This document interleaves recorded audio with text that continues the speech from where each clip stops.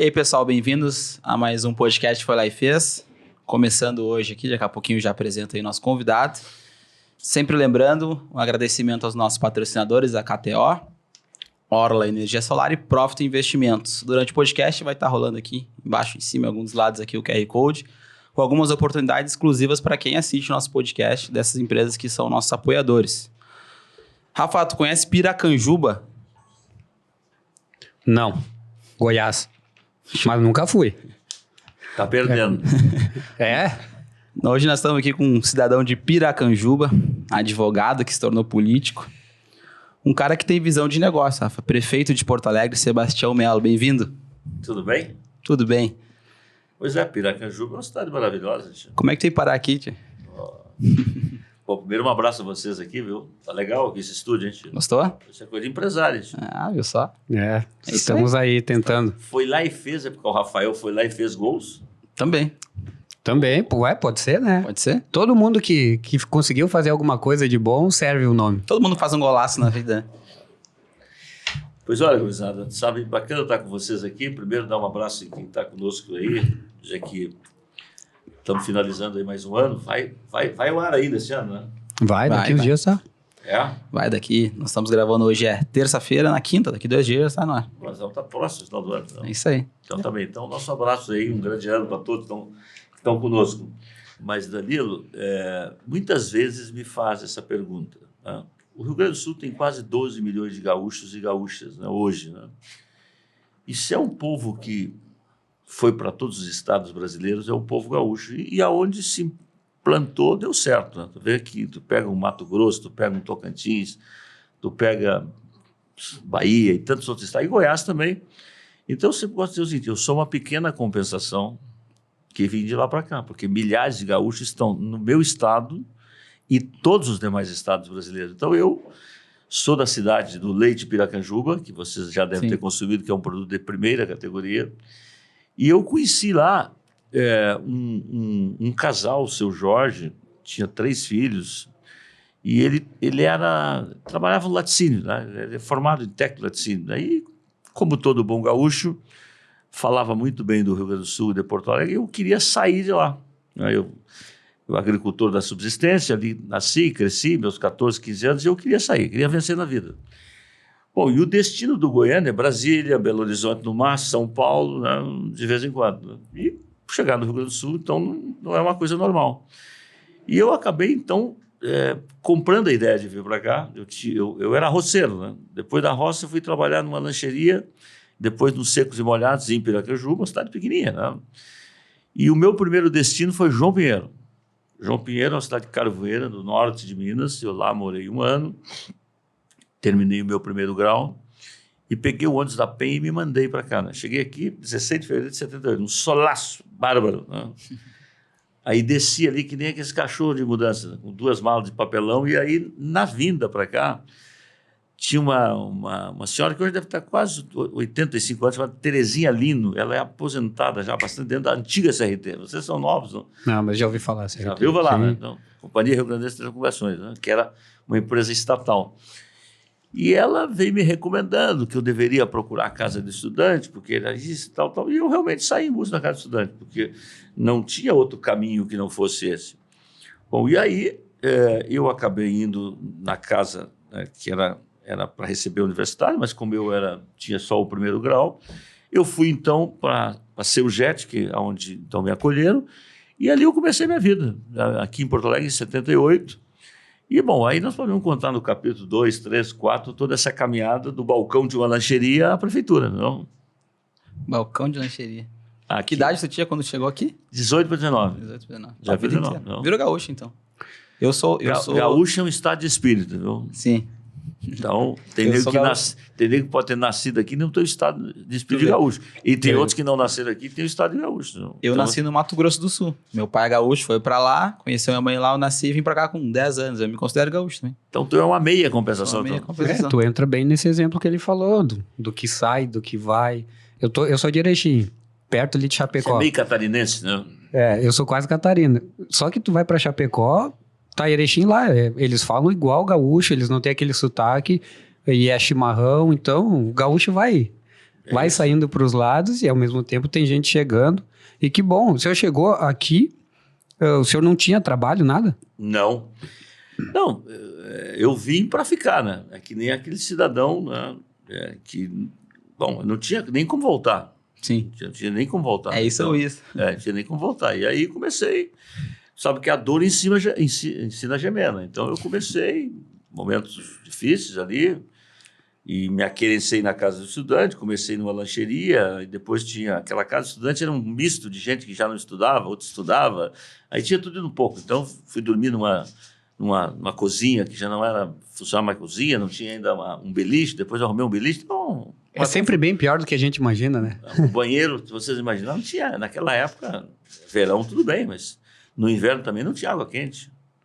Então você tinha que pegar aquele cano de ferro ali, despejava aquela água, de vez em quando uma bacia, tomava banho, e o cara lavava a roupa, passava o sabão, botava lá no arame, lá para a chuva bater, para poder limpar. Não. Então não tinha esse negócio de lavanderia, levar, isso não existia, né? Isso é uma coisa moderna depois, né? A vida era difícil, né? Mas superamos. Então eu comecei lá, depois Ceasa, Casa do Consultor, Mariodim Florestal, Moto Metalúrgica, fui estudando até chegar à advocacia. Pois é. Aí me tornei advogado em 88 pela Unicinos. Imediatamente aí abandonei as vendas, né, a representação comercial e montei meu escritório de advocacia ali na... Ainda está lá o Opinião, né? Meu escritório primeiro foi ao lado do Opinião, que é uma casa de shows que ainda tem na Cidade Baixa. Uhum. E bom, e aí fui indo na advocacia e na militância social, eu diria que antes de ser partidária, era social.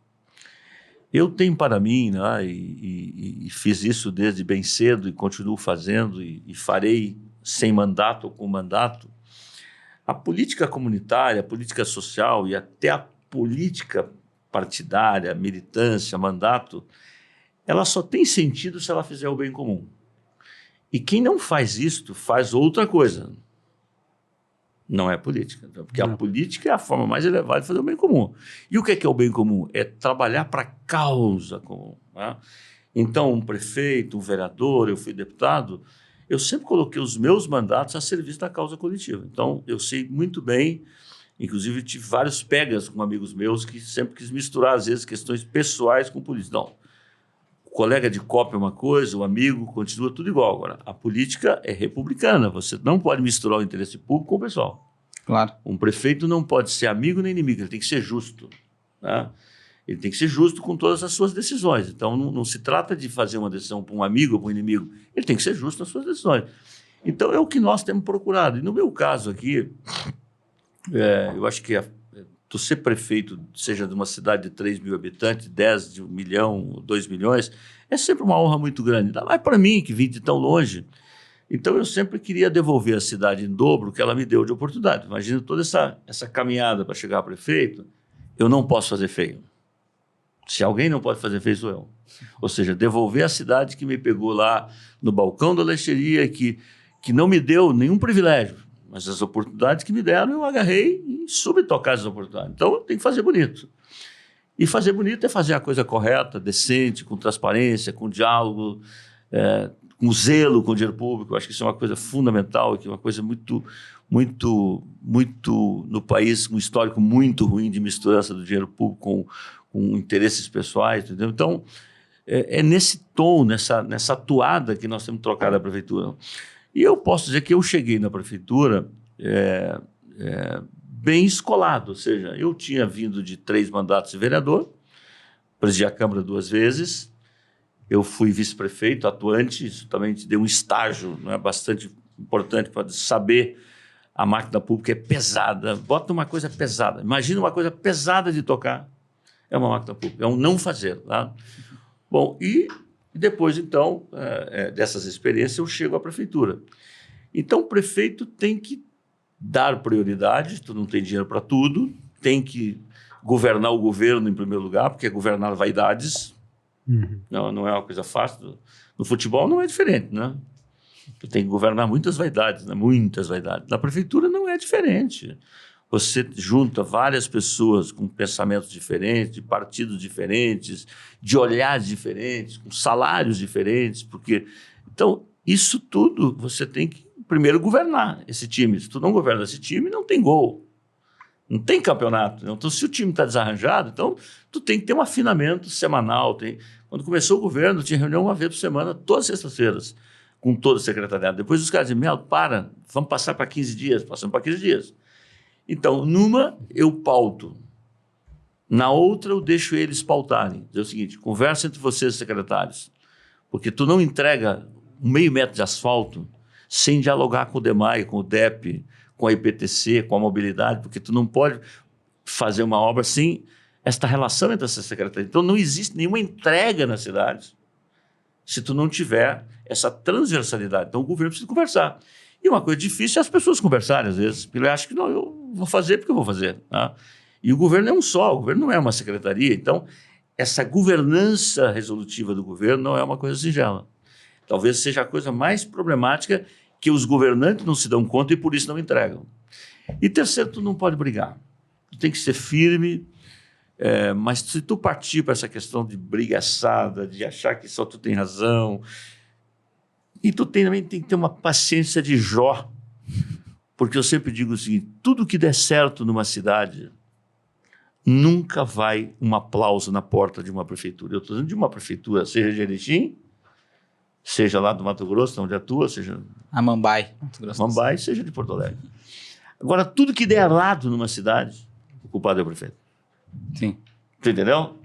Então, vou dar um exemplo. Né? Eu gosto de exemplo porque, por exemplo, hoje 95% do serviço da cidade, da área de lixo, da área de asfalto, são tudo serviços terceirizados. Então, tu lança uma licitação e contrata uma empresa, um consórcio, para poder fazer, por exemplo, o reparo das redes de água.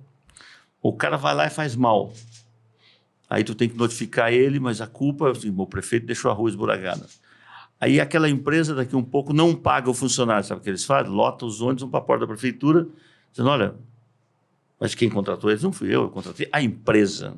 E a empresa contratou eles. Então, tu tem que depositar o dinheiro em juízo para pagar os funcionários, o ticket refeição e para não repassar o dinheiro para a empresa. Então, assim, eu podia te trazer aqui exemplos todos os dias do como é o desafio de uma governança de uma cidade. Então, a máquina pública ela foi se engessando de tal maneira, leis e leis e leis e leis e leis e leis. Então, para tu botar uma estação na rua é complicado, para tu assinar um contrato é complicado, para tu mandar arrumar um brinquedo é complicado. A burocracia é absurda. Tu não pode comprar, eu não posso ligar para ti e dizer, tia, quanto é que custa esse negócio aí?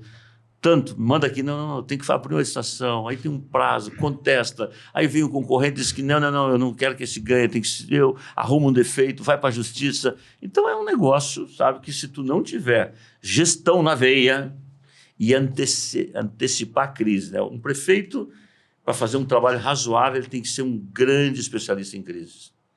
Se ele não tiver resolutividade de crise, ele não governa, porque... E também a crise não pode bater na tua porta e tu desesperar, né?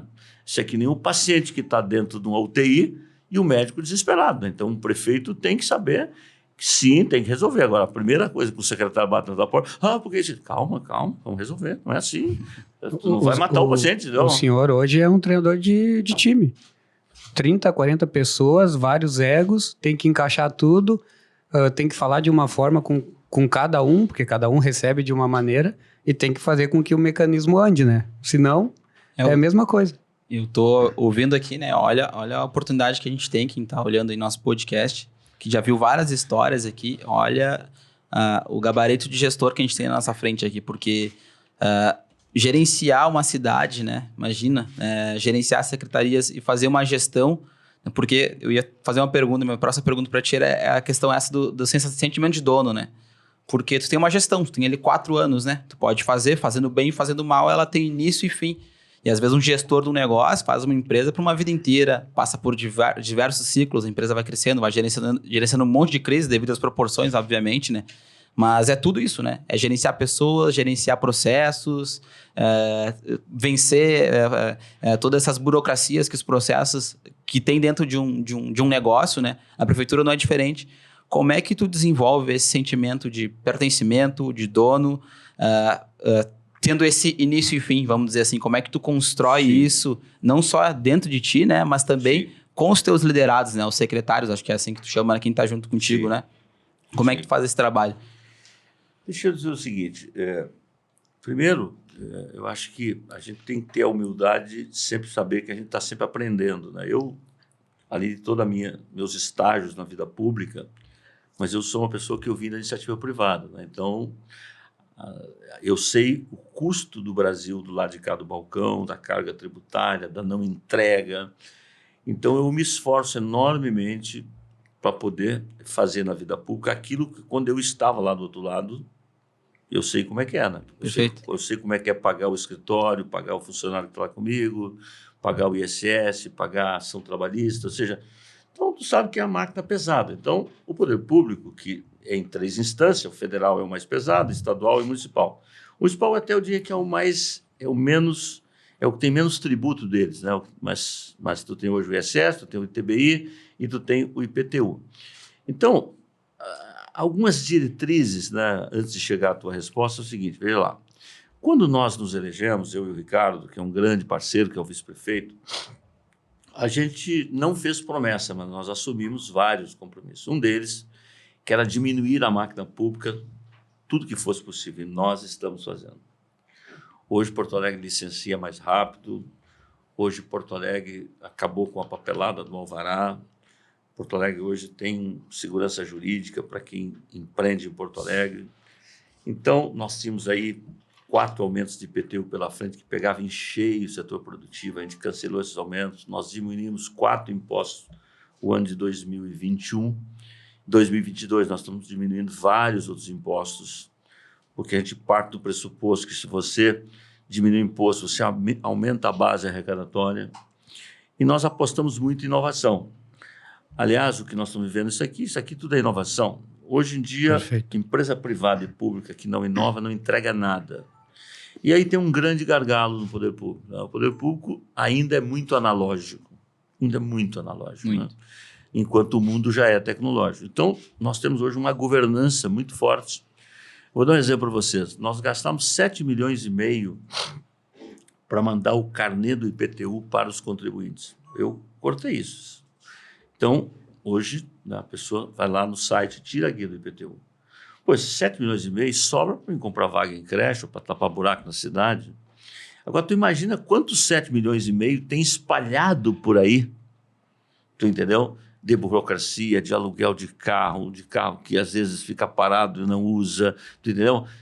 De papelada. Nós estamos agora numa campanha, né, do Salto Santo, nós lançamos o ano passado papel zero na prefeitura, vamos fazer um balanço muito positivo agora em março, nós estamos preparando o nosso time para usar tablet. Eu, por exemplo, não uso mais papel, então tu não me vê mais com papel, então não me entrega mais papel, não. Mas eu ainda... não gosto de papel também. Não, eu usava papel, mas eu, para dar o exemplo, não uso mais papel. Agora, quer dizer que difícil do meu lado, eu fiz um concurso para isso, agora o mundo é outro, só que o mundo mudou. Sim. Então, inovação, entendeu?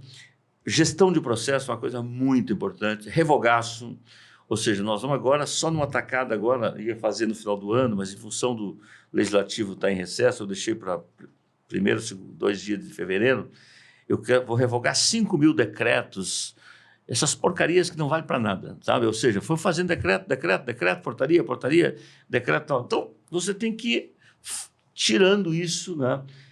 Dessa coisa que nos 250 anos, a cidade tem 250 anos, e foi essa herança portuguesa, uma herança burocrática, uma herança para não fazer, é papelada, é decreto, é portaria, tu entendeu? Isso é a história do Brasil, né? Então, isso tudo é uma coisa que você não faz da noite para o dia. Agora, a maior inovação que tu faz numa gestão, numa cidade, é você inovar a cabeça, porque quem não inova a cabeça não tem inovação, se não tem cabeça inovadora. Não? Então, tu tem que também convencer os funcionários, né? E os funcionários são de carreira, são 13.500, e eu tenho muito carinho e respeito pelos funcionários, mas eu acho que algumas carreiras deveriam ter estabilidade, a maioria não deveria ter. Acho que é um grande mal do serviço público, é a estabilidade. Porque a estabilidade dá ao funcionário o direito de dizer, olha, eu não vou fazer. Não, isso não está correto. Né? A grande, esmagadora maioria dos serviços públicos são gente que tem amor, pertencimento pela cidade, mas eu acho que determinadas carreiras, eu acho que um auditor, por exemplo, não deveria ser, né, contratado, que não fosse através de concurso, um policial militar, um delegado de polícia, um juiz, um desembargador, porque eu acho que ele trabalha com situações que não deveria depender da demissão de um governador, de um presidente, de um prefeito. Mas quando um assistente administrativo, um enfermeiro e tantos outros, isso deveria ter outro tipo de contratação que vai ficar aqueles que têm amor pela causa. Porque servidor público, eu também sou. Só Sim. que eu sou pelo voto. Eu tenho 20 anos entre vereador, deputado, vice-prefeito e agora prefeito. Bom, mas eu tenho dia e hora para terminar. Eu tenho mais 2 anos. Aliás, no final do ano, vira o segundo tempo. Aí começa Verdade. a contar regressivo. Então, 2021, 2022, primeiro tempo. 2023, 1º de janeiro, começa a contar o segundo tempo. Mas se o senhor fizer no segundo tempo o que fez no primeiro, pelo que a gente sente, pelo que a gente vê na cidade, eu que tive tempo fora, eu volto e eu vejo Porto Alegre como um dos melhores momentos, assim. Principalmente aí essas obras, esse incentivo, principalmente nós jovens que estamos ali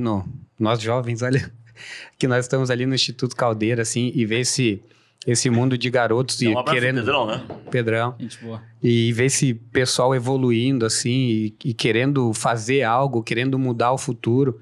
Ver essa orla aí, que é a coisa mais linda do mundo. Para mim, é uma das melhores obras, né, dos últimos anos de Porto Alegre. Ou talvez a melhor, desde que eu me vejo por gente. Sim. Então, é muito bom ver a cidade evoluindo. Eu pedalo nos domingos aí, vejo... Eu fico maravilhado, porque eu sou de Erechim, mas eu sou completamente apaixonado por Porto Alegre, aqui que eu decidi morar. Então, se o senhor fizer no segundo tempo aí o que fez no primeiro, pode ter certeza que o pessoal está muito agradecido desde já. O que a gente conversa aí, né, nos debates, né? Nos últimos anos tem se falado muito mais de política do que antes, né? E a gente volta e meia, essa conversa ela acaba caindo nas mesas de bate-papo, né? Sempre muito bem elogiado, né? A tua gestão, não é porque tu tá aqui, realmente isso acontece. Um nível de aceitação muito, muito boa. E foram várias coisas assim que vão implementando. Até a gente estava falando de um projeto aí que chamou bastante atenção, que é do prefeito de praça, né? Como é que surgiu essa ideia? Fala pra gente aqui, não conhece ainda, acho que é isso é inovação. Isso é inovação. Vocês dois podiam se candidatar a ser prefeito de praça, né? Eu me candidato, sem problema algum. O Rafa vai ser prefeito do Germânia ali, tá bom, Rafa? Pra começar. O Parque Germânia. Não, esse é muito grande, não. Mas me dá um no Jardim pequeno. Planalto? Não, na sogra que mora no Germânia. Mas me dá um pequeno, deixa eu começar por baixo. Não, lá já tem prefeito, lá no Germânia já. Já tem? Acho que Tá tem. bom. Eu acho que tem. Tem sim. Tem. Ali na região do Planalto, ali tem muita praça, né? Ali tá... Como é que é? Estão Só precisando. para vocês o seguinte, feliz de uma cidade que tem 1.300.000 árvores só nos espaços públicos. Feliz de uma cidade que tem 72 quilômetros de rio Guaíba, ou Lago Guaíba para outros. Feliz de uma cidade que tem 700 praças. Feliz de uma cidade que tem 12 parques. Agora você imagina essa zeladoria para dar conta disso. Eu vou dar alguns exemplos bons e exemplos ruins, né? Porque na cidade tem tudo que há de bom e tem tudo que há de ruim também. Sim. Né? Então, na véspera dos 250 anos, a gente quis fazer uma bela festa na Redenção. A gente foi lá e instalou 56 refletores para iluminar cenicamente a Redenção. Sabe que 2 dias depois furtaram todos os 56 refletores. Isso é R$500 mil. Agora nós temos que furar meio metro para botar. No Marinha do Brasil, por exemplo, não foi uma vez, não foi 2 vezes que o cara vai lá para trocar para o crack, ele derruba, para roubar o fio, para roubar o poste, para vender em algum lugar. Esse coitado, né, que é um dependente químico, que ele tem que ser tratado, ele tem que ser acolhido, tem que ter repressão também. Mas o pior de que ele é o cara que é receptador, e aqui nessa zona está cheio de vários deles. Quer dizer, tem um depósito, sabe que é uma res furtiva, que é uma coisa furtada, ele recebe. Então, como é que surgiu o prefeito das praças? Eu venho de uma experiência de vice-prefeito, que eu, então, na época, o Fortunato era o prefeito, a gente foi concebido no meu gabinete, e a gente trabalhou um pouco isso. Mas eu era o vice, não era o titular do cargo. E quando, então, nós nos tornamos prefeito, eu disse, olha, nós vamos remontar um pouco mais audaciosamente esse projeto de prefeito nas praças. Então, a gente fez, primeiro, nós temos uma campanha permanente, a gente vive, a gente cuida, a gente vive. Então, isso está muito nas redes sociais, está muito no 156, está muito em todas as mídias, né? Bom, e aí nós lançamos esse projeto com os nossos subprefeitos que estão espalhados pela região, em todo lugar que eu vou eu falo sobre isso. Bom, e nós fomos então tendo adesão pelo 156, adesão de indicações de vereadores, adesão do... Eu mandava, por exemplo, o subprefeito da região, vai lá, fala com aquele dono daquela padaria lá, fala com a igreja, fala com o fulano, pede para ele adotar o espaço, tal. Isso foi criando uma cultura e eu fui falando disso o tempo todo. Então, nós encerramos agora, na semana passada, antes do Natal, no Dante Baroni, nós nomeamos mais 40 prefeitos. Então, são 254 nos 250 anos. Então, a nossa meta era 250. Bom, eu sempre digo, um prefeito não tem privilégio, mas ele tem preferência. E que preferência é essa? Eu tenho uma gerência que tem uma professora aposentada, ela tem mais uma pessoa que trabalha com ela, e ela tem no WhatsApp esses 250 prefeitos. Então, quando queima uma lâmpada, o cidadão diz, olha, Regina, aqui, aí ela manda para a Ipsul, que é a empresa que vai lá, troca a lâmpada. Olha, a grama aqui foi cortada, passou os 15, 20, 30 dias, e quando é que é a programação do corte da grama? Então, e a minha academia de rua, nós agora não temos dinheiro para todas as praças, mas nós estamos dando preferência para aqueles prefeitos que assumiram, ou seja, nós estamos sorteando academias, que é aquela que tu faz lá, né? Exercício na rua, coisa maravilhosa, saúde mental, tudo, né? Bom, e esse cidadão, então, ele tem, nós tivemos já 2 seminários nesse ano de 2021, tivemos curso para ensinar as pessoas a pintar banco, a pintar brinquedo, entendeu? Conhecer a legislação do município, como é que separa o lixo, como é que não separa o lixo, entendeu? Colocamos eles no ônibus da turismo para mostrar os lugares turísticos da cidade.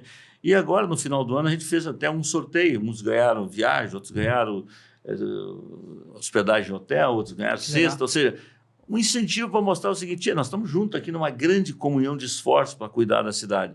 E aí tem surgido, por exemplo, ali no... Eu me lembro do prefeito que falou lá, não me lembro dele, ali perto do Sesc, na Protásio Alves, ali perto do McDonald's, tem uma praça toda abandonada, ele assumiu como prefeito. E hoje ele está fazendo troca de livros. Um lugar que tinha tráfico, tem troca de livros. Aí, agora lá, em outros locais, as pessoas fazem música na praça, as pessoas fazem piquenique na praça, as pessoas convidam as famílias para a praça. Ou seja, então, a prefeitura está fazendo a sua parte, mas ela não tem como, nenhum prefeito milagroso vai existir em lugar do mundo, e aqui também não. Como é que eu vou ter um guarda para cada praça? Eu não tenho um guarda para cada escola na cidade. Então, aquele cidadão que assume como prefeito, ele reúne os seus secretariados. Então, um cuida disso, o outro faz isso, faz aquilo, e eles vivem ali. Então, intensamente, e cuida como se fosse extensão da sua casa. Então, não há coisa mais extraordinária de que esse voluntariado que vai se brotar. A nossa meta, eu quero aqui aproveitar pela belíssima audiência, de convidar, através de um 156, né, pode dizer, olha, eu quero ser prefeito desta praça. Legal. Alguém contatar, deixa o telefone, a prefeitura vai lá, fala com a pessoa, a gente marca um ato, geralmente nomeamos 10, 20, dependendo numa praça, né, porque não tem como ir em cada praça, porque senão eu vou passar 4 anos e não consigo nomear os prefeitos. Não? Sim. Bom, e aí os prefeitos se apresentam, dizem, olha, eu sou fulano, por que essa praça? Tem ali uma fala de 3, 4 minutos, depois nós gravamos um vídeo, eles gravam um vídeo também pedindo que outros possam adotar a sua praça. Então, tem sido uma coisa muito legal, muito legal. E isso estende-se para os viadutos, por exemplo. Não sei se vocês estão vendo, lá perto do Beira-Rio, tu viu lá, né? Ficou maravilhoso aquilo. Eu dei 4 anos sem cobrar nada, viu? Que vende galeta ali? Passa lá. Tá não, ali lindo. tem o Maquial, o gringo, e agora o de gato. E agora o de gato, não? Eu fui muito, morava ali, né? Tocava pianinho de noite e tal. Vivia ali. De gato tá doente, eu acho que é a família que tá subindo lá. Então. E aí o seguinte, a gente investiu ali um valor, eles investiram também um valor, e eu dei 4 anos sem cobrar. Qual é o aluguel lá? Vocês têm que cuidar do espaço público. Eu não quero bagunça aqui. Aí tu sai de lá, tu vem pro viaduto Loureiro da Silva, que é perto da Santa Casa, o Alegrô, que é aquele quiosque que tu botou bonito ali.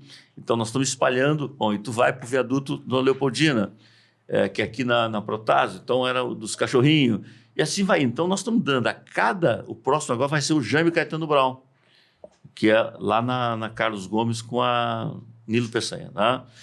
Então a gente vai cedendo espaços públicos, onde o cara bota um cachorro quente, bota uma banca de revista, e aí você vai dando atividade econômica e social, porque ele emprega 2, emprega 3, emprega 4, emprega 5, e qual é o custo? Cuidar. Cuidar. A responsabilidade é cuidar. Porque, cá para nós, eu não vou ficar meia dúzia de R$1.000 ali, melhorar a prefeitura agora. Aquilo é um problema se tiver descuidado. Exatamente. Então, acho que tem formas alternativas, inteligentes. Então, o terrário urbano é outro, por exemplo, aqui na esquina da Neuza Brizola, agora com a Lucas de Oliveira. O que é um terrário urbano? Eu lanço uma manifestação de interesse, tá? Dizendo, olha, eu tenho esse terreno, é uma nesga de terra, não dá para fazer nada, me apresente um projeto. O cara lá me apresentou uma academia, junto com uma cafeteria, pagou R$20 mil, que aqueles R$20 mil eu vou investir lá na Vila Popular, e ele vai cuidar daquilo lá. Então, agora as hortas comunitárias, eu autorizei agora a horta comunitária nas praças. Então, lá num cantinho da praça, lá, eu estou autorizando lá, vai lá, faz a sua horta comunitária. Então, já existem hoje, facilitei o decreto, né? Estava um decreto muito burocrático, facilitei. Então, você tem que ir fazendo a cidade, sabe, a parceria. Então, nós somos hoje, e eu quero dizer que no final dos 4 anos, eu quero botar um selo aqui, Capital Mundial das Parcerias. Boa. Adota a rua, adota o canteiro, adota a calçada. Agora, fica para nós, assim, ó, e eu quero mais uma vez pedir aqui, arruma a calçada à frente do seu prédio. Pinta o seu prédio, pinta a sua casa, bota uma floreira ali, valorize o seu imóvel. A prefeitura faz a parte externa e você faz a parte da sua calçada. Porque se eu tiver que mandar fazer a calçada, eu vou mandar no teu IPTU e tu vai brigar comigo, vai dizer assim, eu não te autorizei a fazer isso, mas tu não arruma a calçada e não quer que eu faça. Sim. Quer dizer, então, se cada um fizer uma coisinha boa, a cidade... E separar lixo, né, gente? Essa zona aqui tem container. Lá está escrito bem grande assim, só lixo orgânico. As pessoas vão lá, botam latinha, botam garrafa, aí o que faz? Vão lá, tira. Então, nesses containers, gente, é só lixo orgânico. O que é lixo? É resto de comida, é casca de banana, é lixo orgânico. Agora, o que é lixo reciclável? Tem lá no site da prefeitura o dia e os horários que passa o caminhão, bota ali do lado daquele container, separadamente, naquele dia. O que vai acontecer? Tem 19 galpões na cidade. Esses 19 galpões tem pessoas que... O galpão da Contravivo, o caminhão da Contravivo, contratado pela prefeitura, que custa um bom dinheiro, passa, pega esse lixo, bota dentro do caminhão e leva lá na Vila Pinto, leva lá na Restinga, leva lá no Sarandi. E essas mães, pais, irmãos, separam esse lixo e tem uma renda de R$ 1.300. Então, tu tem, de um lado, sustentabilidade, porque um saco plástico na boca de uma boca de lobo top, vem a enchente, vem a chuva, vem a garrafa. Então, é o que acontece. Não? Então, acho que, eu sempre digo assim, a cidade educadora é aquela que vai além do portão do colégio. E essa é a nossa batida, desde o dia 1º, cuidar bem da educação. E aí equivale um capítulo muito especial, gente. Eu estava relendo agora, estou lendo mais um livro agora do Laurentino Gomes, né, sobre a escravidão. Né? E o problema não foi... O dia 13 foi o dia mais festejado de 1888, mas o problema foi o dia 14. O que eu vou fazer com tanta gente que vivia na escravidão? E eu disse, bom, vocês estão libertos, mas vocês não têm comida, vocês não têm para onde ir. E você olha o Brasil de hoje, de certa forma, está tudo lá, viu, gente? Então, você não pode ter um país, entendeu, com tanta riqueza, com a Amazônia, com tanta produção agrícola, que exporta para o mundo inteiro, grãos para o mundo inteiro, e os nossos irmãos passando fome. E não só os irmãos passando fome, é a fome também da educação, porque se você matar a fome, mas não der oportunidade, esse cidadão também vira um parasita da sociedade. Então, está tudo errado nisso aí. Nós vamos inaugurar pessoas. A gente inaugura pessoas, é com família, a gente inaugura pessoa com extensão da família, com educação, é creche, entendeu? É escola integral. Esse é o Brasil que dá certo. Então, nós temos um compromisso muito forte com isso, porque eu, pelo meu exemplo de vida, eu sempre digo, quem anda comigo sabe se é um testemunho. O cara me pede uma coisa de graça, não. Tudo que é de graça, você não dá valor. Eu vou botar água aqui, mas tu vai pagar a tarifa social. Vou fazer, não, de graça não. Porque se eu botar de graça, você vai gastar 3 vezes mais do que o outro que está pagando. Não? Então, acho que essa cultura também paternalista do Brasil é uma cultura que precisa mudar, gente. Eu sou um prefeito que eu sou parceiraço, né? Agora, paternalista eu não sou, assistencialista eu não sou. Eu acho que assistência social, sim, ela tem um caminho longo pela frente, mas você tem que libertar a população, né? A melhor Bolsa Família de um país é você dar oportunidade a ela. Não ela está dependendo pelo cartãozinho do correio todo mês para poder abastecer o cartão. Não. Acomoda, né? Fica fácil. Isso não é a realidade. A vida real não é assim. Dá oportunidade, dá trabalho, dá valor ao trabalho, isso é super importante. E conquista as coisas. Não tem nada melhor na vida do que tu conquistar, tu comemorar um Natal que a gente passou, um fim de ano que está chegando, conquistar, agradecer a Deus pelo trabalho, por alguma mudança boa na vida. Isso aí é só valorizando o trabalho, senão ninguém valoriza. Isso é um aspecto bem cultural que tu falou, né? De ter o pessoal virar uma cultura de cada praça ter o seu prefeito, de cada proprietário de um imóvel cuidar da sua calçada, da sua fachada, do seu bem, que às vezes nem isso cuida, né? Acaba desvalorizando uma região, um bairro, uma cidade, né? A gente tem um negócio no Quarto Distrito e está vendo tudo isso que está acontecendo, a transformação, né? E até o próprio incentivo para que as coisas avancem cada vez mais rápido, né? E a gente lá na empresa, a gente tem um trabalho que a gente faz. Cada projeto que a gente fecha com um cliente, a gente acaba direcionando parte do nosso lucro para fazer uma ação social. E periodicamente a gente faz as entregas, né? Até agora, semana passada, a gente foi fazer lá as entregas para as crianças lá no bairro Rubem Berto. E volta e meia a gente vai, né? Cada vez que a gente vai... Mário Quintana. Cada vez que a gente vai, a gente volta e refletindo, né? Porque a gente vai vendo que vai repetindo as crianças, os pais, né? Que estavam lá sempre, né? Qual é a tua visão, assim, quanto a isso, assim, né? Em relação ao pessoal que está na periferia, às vezes, né? Numa situação mais complexa, com menos acesso às informações, principalmente as crianças, né? Cada vez que a gente vai lá, a gente fica pensando... O que vai ser dessa criança no mês que vem? Será que a gente vai estar no mesmo jeito? O que a gente pode fazer mais? Porque a gente vai lá, doa alimentos, agora era Natal, a gente doa brinquedos, né? E aquilo fica na cabeça uns dias, né? Muitos comendo uma vez por dia só, né? O que a gente faz, né? O que a gente pode fazer? Qual é o nosso papel como cidadão? Qual é o... Enfim. Danilo, eu acho que tem várias questões aí, assim, ó. Primeiro, né? Nós temos ainda um déficit muito grande de educação infantil no Brasil, né? Melhoramos muito, né? Mas a gente precisa ter mais vagas de creche. Eu me sinto que nem aquele pai de baixíssima renda que tem 4, 5 filhos e gostaria de presentear os 5 filhos com um sapato novo no final do ano e só tem dinheiro para 2. Então, a prefeitura, se eu deixar faltar água, tem problema. Se eu deixar a cidade esburacada, tem problema. Se tu não cortar a grama, tem problema. Se tu não podar a árvore, tem problema. Se tu não tiver creche, tem problema. Se tu não tiver asfalto na vila, tem problema. Então é o seguinte, tu tem um orçamento que é único e tu tem milhares de demandas que todo dia está na sua frente e uma máquina pública tentando te engolir através dela própria, começando com o gasto com previdência, com funcionários, com gratificações. Então tu tem que... E se você, cada vez que tu nomeia um funcionário, você tem 80 anos de vida útil pela frente. Então, eu não seria um prefeito irresponsável de inchar uma máquina pública. Não, eu vou levando no limite, né? E despesa que nem unha, tu tem que ser cortado a todo momento. Eu não vejo saída para o Brasil, na tua pergunta, Danilo, se não tiver um grande esforço dos 3 governos estaduais, do governo estadual, do governo nacional e do governo municipal. Nós, sozinhos, com o orçamento que nós temos, é absolutamente impossível. Então, eu estou produzindo agora 2 documentos, que um vai para o Eduardo Leite, um vai para o Eduardo, do presidente Lula, reafirmando algumas posições que nós já temos de parceria com esses governos. E no campo, por exemplo, vou dar 2 exemplos, né?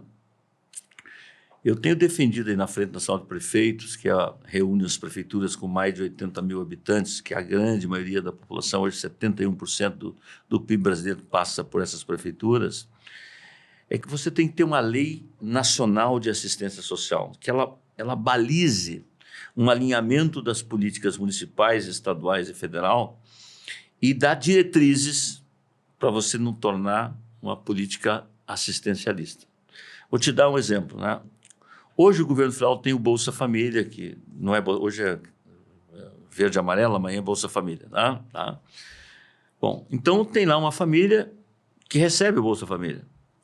Aí o governo do estado tem um outro programa aqui também, que eu não me lembro o nome agora, que às vezes aquela família também é assessor.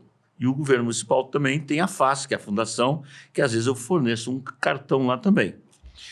Pois bem, esses cadastros não cruzam hoje. Então, eu posso ter uma família que está recebendo 2 auxílios e o vizinho do lado não está recebendo nada. Então, isso tem que mudar. Isso tem que mudar. Isso não pode ser mais assim. A segunda questão, né? Você tem que dar um prazo, dizer assim, tá bem, eu sou favorável que hoje no programa social, ele até possa continuar recebendo um valor depois que ele arrumar um emprego, porque hoje muita gente deixa de aceitar um emprego porque ele vai perder o auxílio. Eu tive esse exemplo. Então, eu toparia dizer o seguinte, aqui, meu amigo, tudo bem, o senhor tem mais um ano, vai lá, seja feliz, vai trabalhar, mas ou 6 meses, ou 7 meses, é uma questão de definir, de bom senso, aqui, não deixe de fazer o seu pequeno negócio. E investir pesadamente na educação, naquilo que você vai dar oportunidade à juventude. Por exemplo, inovação. Hoje, você pode procurar com lanterna em Porto Alegre, talentos inovadores que estão todos contratados. Não tem mais. Então, você tem que pegar essa diversidade, ou segundo grau, dizer que vamos investir lá na periferia para este jovem que pode hoje, você tendo uma boa internet, tem um 5G, que não pode chegar só na classe alta, tem que chegar na ponta também, o cara hoje pode trabalhar em casa. E se ele sabe falar inglês, a chance dele é um pouco ganhar mais. Então, eu tenho insistido muito lá com a Sônia para a gente investir numa língua inglesa, para essa gurizada lá da periferia ter uma oportunidade, né? Porque talento não tem cor e não tem classe social. E eu sou testemunha disso. Lá na Loma do Pinheiro, tem um lugar chamado Orquestra Vila Lobo, que tinham perdido esse convênio no governo passado, eu não tive dúvida de reatá-lo. Você tem hoje, os melhores instrumentistas estão lá, gurizada que ganhou o mundo, que está na Europa, que está na Alemanha, são pessoas da periferia, da parada 4, da parada 5, da parada 6, da parada 7, lá com a igreja. Então, dê oportunidade para essa gurizada. Eu agora ainda vi num programa de televisão essa semana a questão da robótica lá da Saint-Hilaire, as crianças que trabalham robótica. Então, você tem que dar oportunidade e focar, não nesses cursos que toma dinheiro do cidadão e não ensina. Sim. Eu me lembro de uma época, que não é de agora, da Fundação Gaúcha do Trabalho, os caras contratavam essas empresas, curso de uma semana, davam um punhado de dinheiro para esse sindicato, tudo, e o cara não sabia fazer nada depois. Então, ninguém vai saber fazer alguma coisa uma semana. Agora, se eu fosse professor, eu digo sempre para os professores, eu via numa sala de 30, 40 alunos, você consegue saber qual é o talento de cada um, né? E aí esse talento tem que direcionar. O cara que é jogador de futebol vai jogar bola. Pelé dá de 200 em 200 anos. Não. Todo mundo acha que vai ser Pelé, o Sober. É essa cultura de deixar a pessoa dependente, né? Entendeu? Eu tive um exemplo de um amigo meu que ele queria assinar carteira com uma pessoa e chegou uma hora que essa pessoa falou, não, eu não posso assinar carteira, senão eu vou perder todos os meus benefícios. Resumindo, ele não quis aceitar um trabalho para seguir dependendo daquilo. Só que vai ser aquilo para sempre. Como que a pessoa vai crescer na vida se ela não tem objetivo? Não pode ficar dependente. Tem várias situações, tem gente que precisa sim, mas a gente não pode deixar com que a pessoa não tenha vontade de trabalhar e não tenha o gosto legal que é trabalhar. Trabalhar é bom. Então, Danilo, fiz toda essa volta para dizer o seguinte, ok, solidariedade não tem fronteira, não tem hora, não tem dia, não tem Natal, mas vocês que são empreendedores, e o Pedro lá é craque nisso, aliás, a nossa Secretaria de Desenvolvimento está lá dentro. O dia que eu fui lá, enterrei os carimbos, que era aquela carimbada, eu fiz questão de ir para lá para dizer, olha, aqui é um ambiente de inovação, então vamos enterrar essa carimbada aqui. Então a nossa secretaria está lá dentro e não sai de lá, né? Mas eu acho que vocês, empresários, podiam abrir um espaço, e eu sei que o Pedro está fazendo isso, é de selecionar esses jovens da periferia nessa área de inovação e dar chance para eles. Está acontecendo lá, né? Já rolando, né? No Campus Caldeira, a gente já... Até te dizendo assim, já é um projeto muito legal. Todo mundo que vai lá, a gente sempre fala, né? Que é o Nova Geração, que tem lá no Instituto Caldeira. Esses jovens estão aprendendo as profissões do futuro, que já são do presente, né? Eles passam por um processo de educação ali e o Caldeira já nos entrou em contato com a gente, que tem empresa lá dentro, oferecendo esse banco de talentos para a gente contratar eles, seja como jovem aprendiz, seja como estágio, né, já está começando aí, agora está finalizando a primeira turma, né, final desse ano, já tem ali talentos para contratar, e é um modelo que a gente acredita muito, né, já sempre falamos ao Pedro precisar da ajuda da nossa parte também. A gente, dentro da nossa empresa, a gente também tem uma escola que a gente forma profissionais para atuar na área de energia, então faz muito sentido, a gente acredita nisso, que é o único caminho, né? Solar? Aprender e trabalhar, né? Aprender e trabalhar. Tem que ensinar. Que é o mercado é o segundo país que mais empregou no segmento de energia no mundo, é o Brasil. Primeiro eu não me recordo, mas hoje eu recebi essa notícia aqui, estava vendo, até compartilhei com o pessoal ali. E tu já vê uma mudança na cidade sobre energia solar, meu time. Muito. As pessoas, elas estão fazendo conta, né? Eu vou investir 18, mas daqui um pouco eu vou diminuir 36, né? Então, quer dizer, tu tem a sustentabilidade e tem o bolso também, né? Exato. É o bolso. E tu imagina assim, de um país como a Europa, que não tem sol, aí tu pega o Brasil, mas é o país mais fértil para energia solar. Não? Sim. Tu pode... aliás, nós lançamos agora o IPTU sustentável. O primeiro certificado foi o Indivento, vizinho aqui. Uhum. A gente tem duas certificações. Uma é por decreto, tem uma metodologia, daquelas metas que você tem que atingir, aí você pode aumentar a altura do seu prédio se você atingir aquelas metas. E a segunda é diminuir um pouco do IPTU, que vai ser votado na Câmara, dizer, tu vai ter um desconto diferenciado, porque tu tem água de chuva que tu está aproveitando, tu está fazendo fachada verde. Está gerando energia. Tu vai gerar energia solar. Não? Então, no mínimo essas 3, 4 coisas, tu tem pontuações. E enterrar fio, né? Eu tenho trabalhado muito aí numa PPP aí que a gente vai vencer, porque a ANEEL entende que não, eu entendo que sim. Não tem justificativa tu ter essa quantidade de fios aí espalhados pela cidade, e a maioria é clandestino, né? É feio. Suja, mancha, fica feia a cidade, né? Tu imagina essa cidade arborizada, bonita como ela é, sem fios, show de bola, hein? Aí seria um Agora, sonho. o quarto distrito, tia, vocês são mais jovens, né? Aqui foi nosso um bom parque industrial aqui. Todos esses prédios aí que vocês veem aí, tudo é parque industrial, né? Nego Bauer, Moinho Santista, Casa de Enfeite, onde é a fábrica do futuro aqui. Aí, bom, Fábrica Renner, que é de 1920, onde tem aquela água extraordinária hoje de inovação. Bom, depois ele foi Porto Seco, onde está lá hoje o Porto Seco, lá na Grande Rubem Berta, era aqui.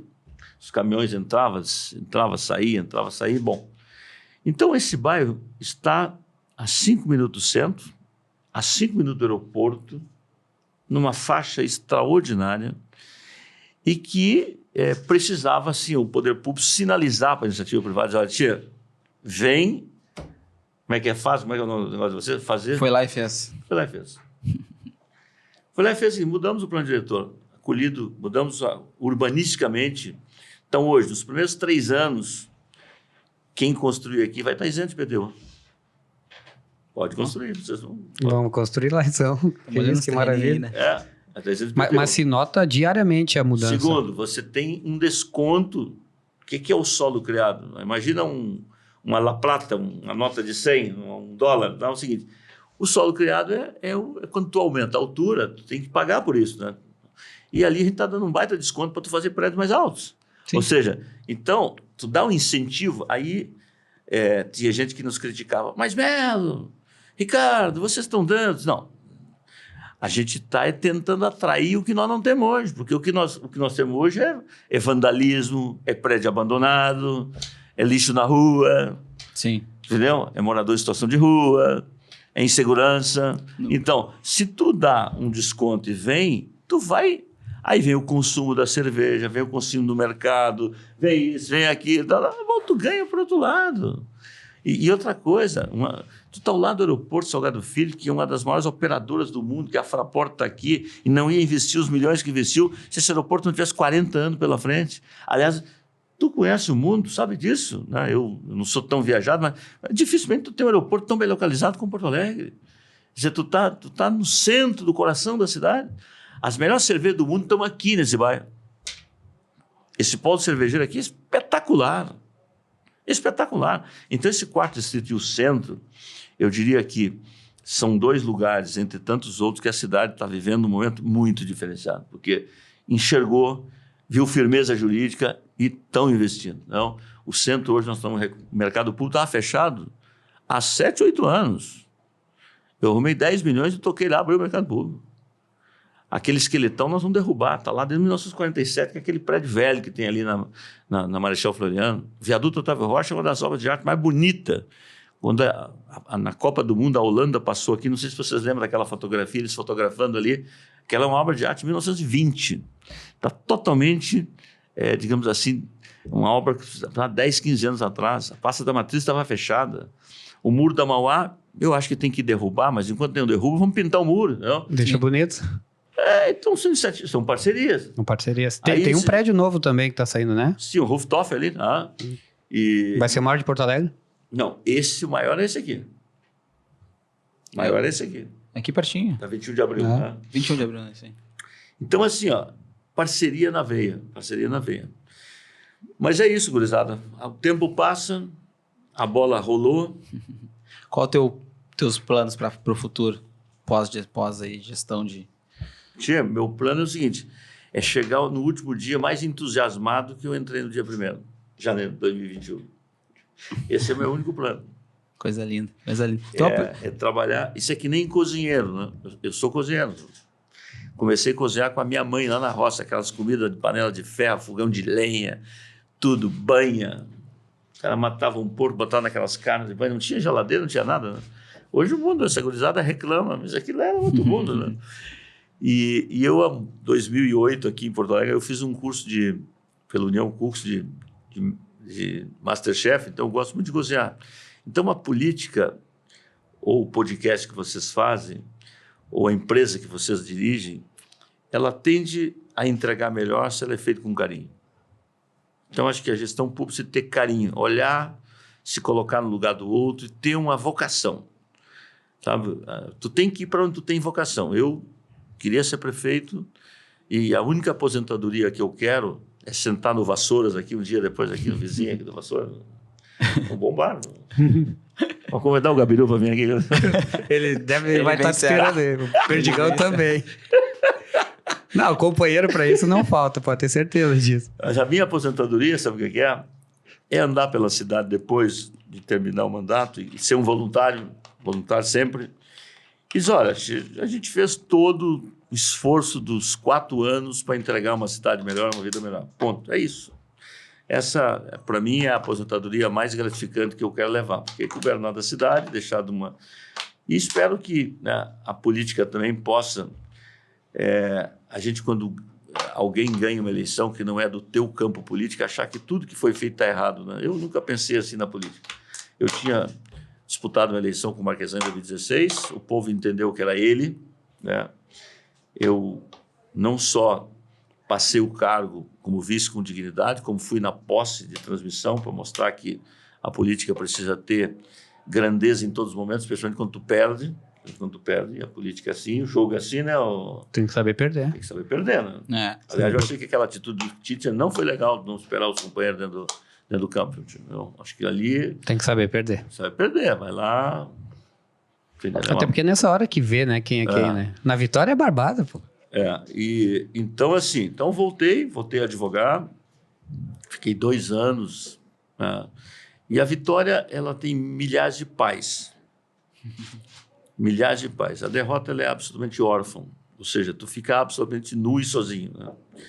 Mas ela também, por outro lado, se ela te deixa nu e sozinho, ela te mostra as agruras da vida, quem são teus amigos, ela ensina, quem são teus parceiros, quem realmente bate nas tuas costas quando tu está no poder e diz que tu é o maioral. Mas o cara que tem a habilidade que eu tenho, a vivência que tenho, eu já sei disso. Isso é importante, eu sei quem é o verdadeiro, quem é o falso.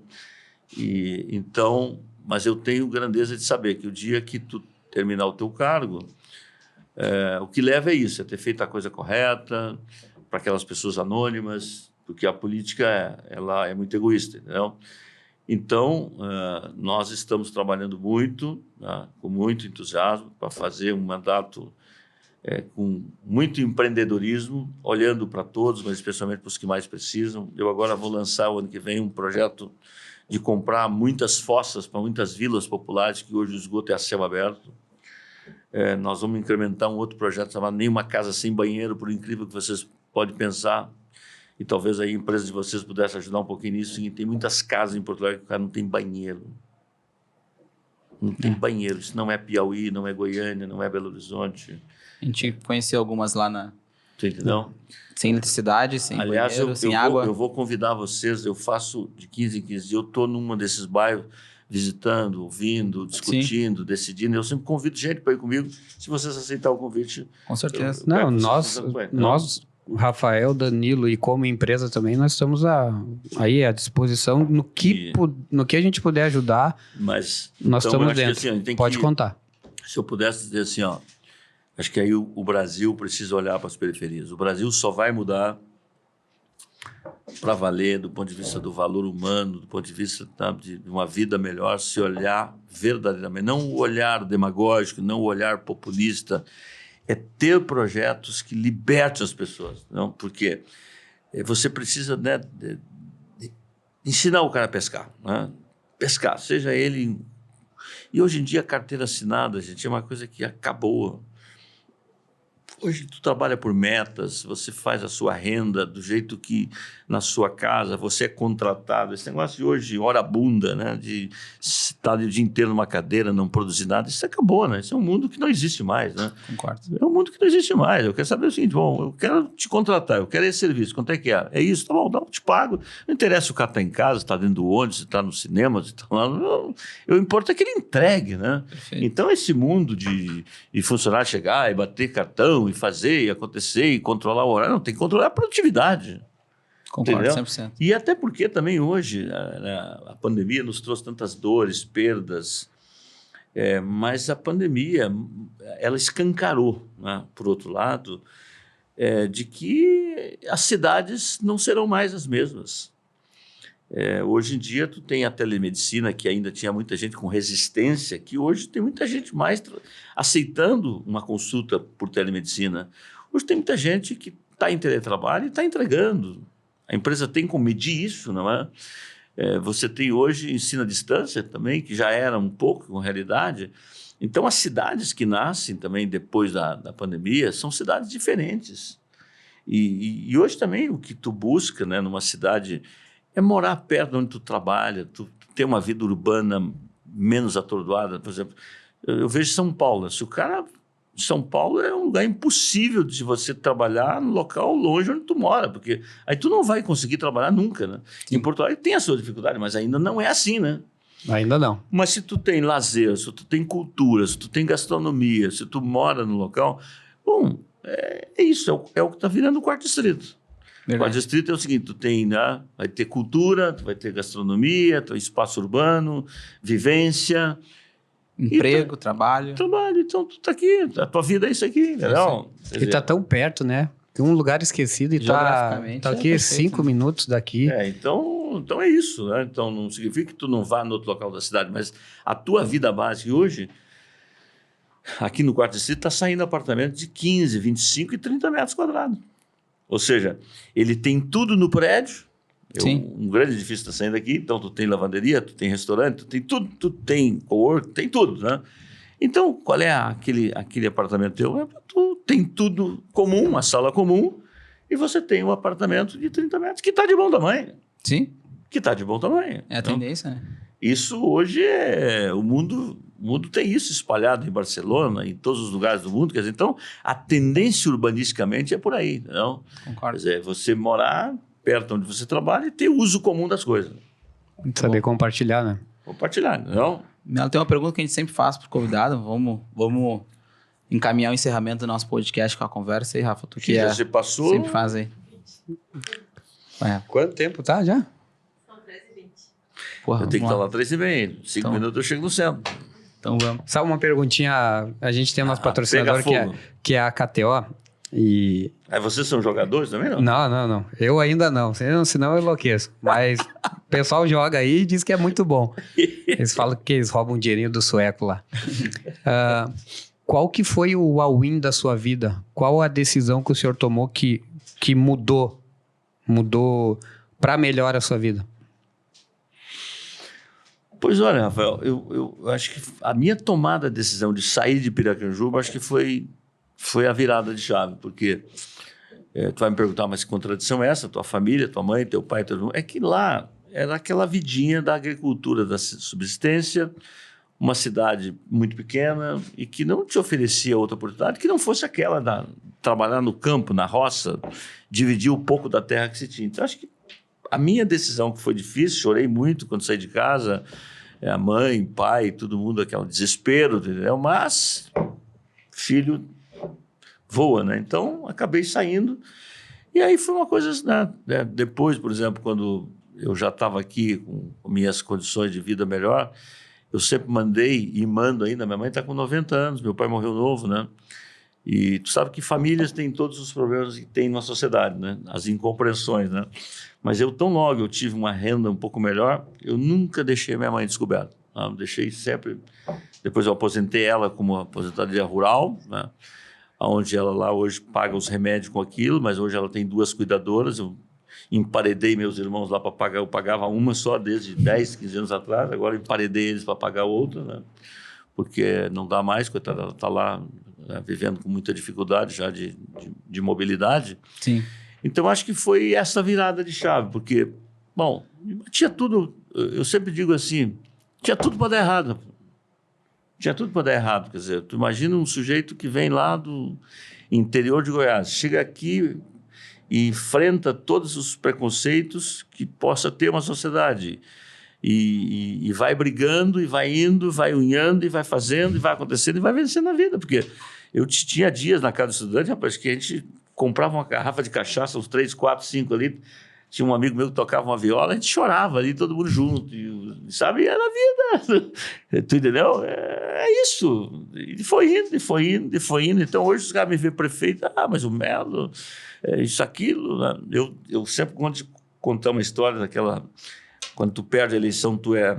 Eu sou um classe média e depois que fui para a política, eu vivo do salário. Então, hoje, prefeito, eu ganho 14 mil reais líquido. Então, tu imagina assim, tem a Valéria, mais o João, que eu cuido. Então, no final do mês, eu estou... Qual é a conta que eu pago? Não, bom.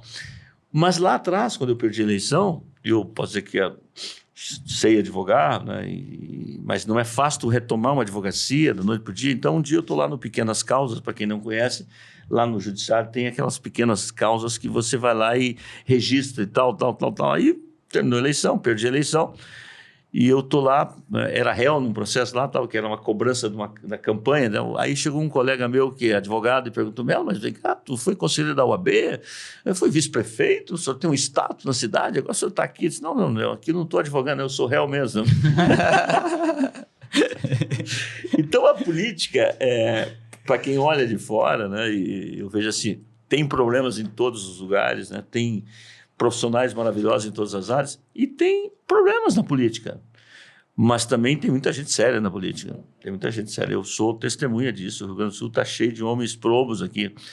Então, a política, volto a dizer, a forma mais de fazer o bem comum, mas ela também te impõe restrições enormes. Então, as pessoas te olham assim como prefeito, a regra do cidadão comum é achar que o político ganha muito dinheiro, que o político está sempre numa boa. Não. Pode ter gente que está na política que vem de padrão já de empresarial, sim. Né?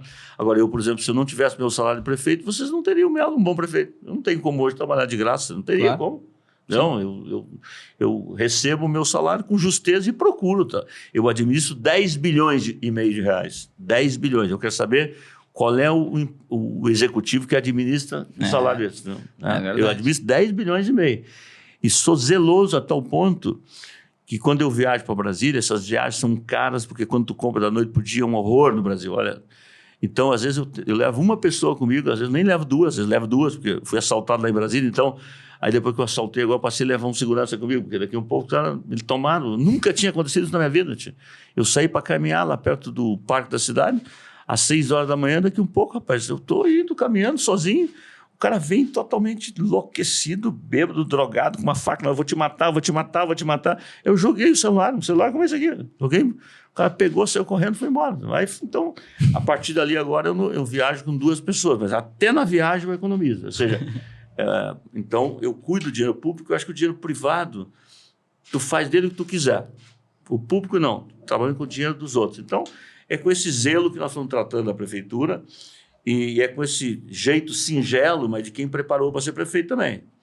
porque se eu pudesse lá, depois que terminar o meu mandato, ou até agora no meio do mandato, alguém me perguntar, Melo, eu quero ser prefeito, só acho legal, mas te prepara para ser, senão não vai entregar nada.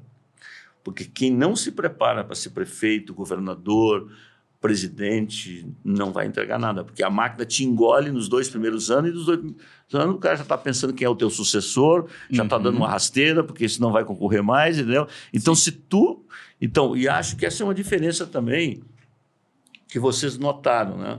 A tendência na gestão pública é o cara ficar aguardando o seguinte, eu não sei se a cidade vai estar tão boa em 2024, mas eu não esperei um dia em 2021 para tocar o barco, não? Eu não esperei. Quer dizer, então, eu sempre digo hoje, se a gente manter o que está aí, nem aumenta mais.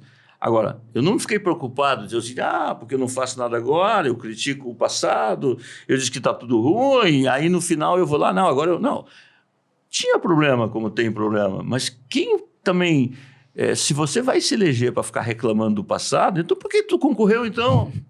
Verdade. Por que tu concorreu então? Não sabia? Então, não sabia. Eu sabia a bronca que eu ia receber. Sim. Mas eu quis essa bronca.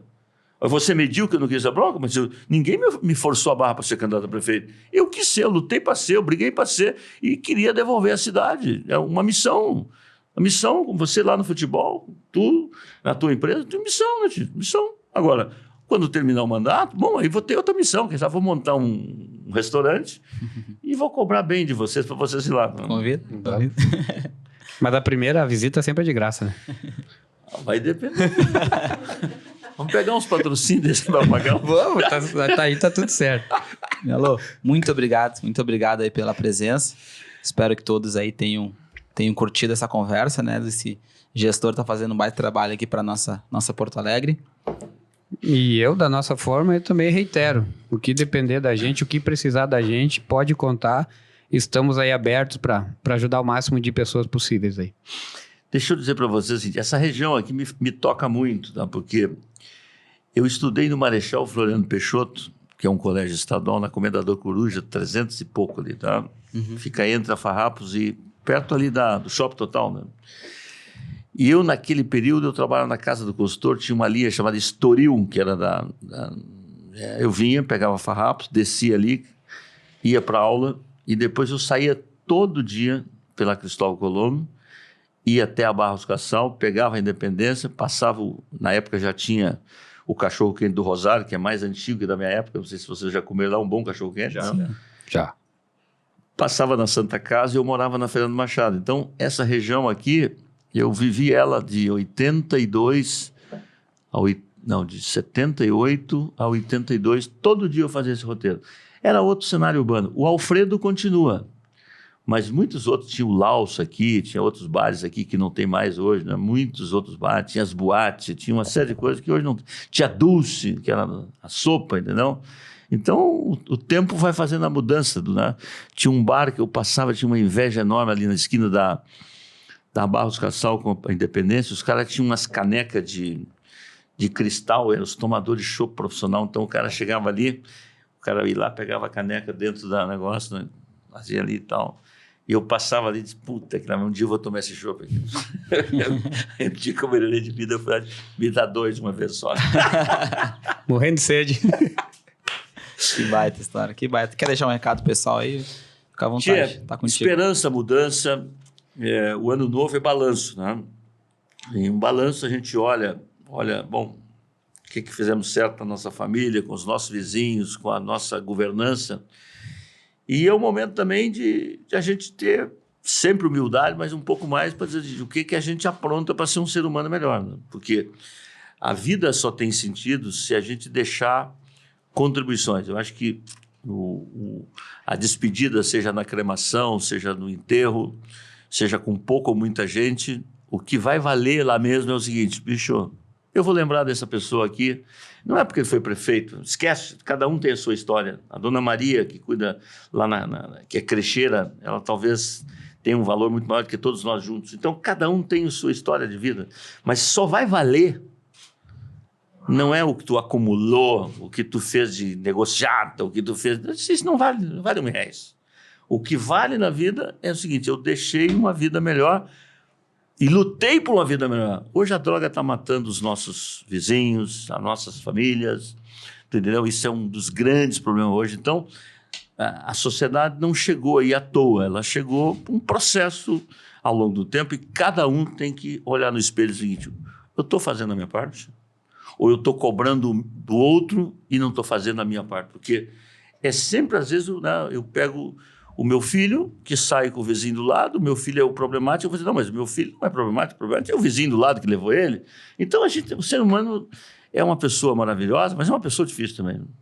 Então, ele está sempre querendo buscar culpados e não soluções para aquilo que é de todos nós. Então, se eu pudesse deixar aqui uma mensagem, que sejamos todos nós mais humanos, cuidar de uma cidade para ser mais educadora, se colocar no lugar do próximo e cuidar de todos, mas cuidar dos que mais precisam, porque se nós não fizer isso, não tem saída para o Brasil. Então, um grande ano para nós, estamos juntos, parabéns aqui pelo podcast de vocês e espero ter contribuído aí com um depoimento que fica para a história. É isso aí. Tá gravado. Muito obrigado. Então tá, gente. Espero vocês no nosso próximo episódio do Foi Lá e Fez. Agradecendo os nossos patrocinadores KTO, Orla e Profit Investimentos. Quem ainda não inscreveu no nosso canal, só clicar aqui embaixo e inscrever, que a segunda temporada vem ainda mais forte. Valeu! Abraço, valeu!